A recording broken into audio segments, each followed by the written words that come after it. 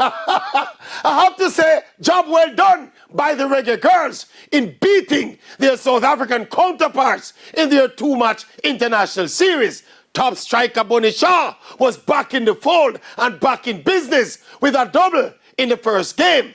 The games were not very competitive, to be honest. South Africa is not the strongest opponent, but the girls did what they had to do. For me, though, the most important and instructive development was the fact that Captain Bunny Shaw and most of the first team players were back in the team, and we're not hearing any kind of discontent or any kind of complaints being made.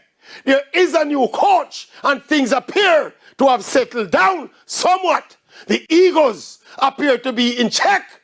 We can only hope and pray that the temperature remains cool and the peace will hold as the Reggae girls go in search of a three-peat appearance on the World Cup stage. Yeah!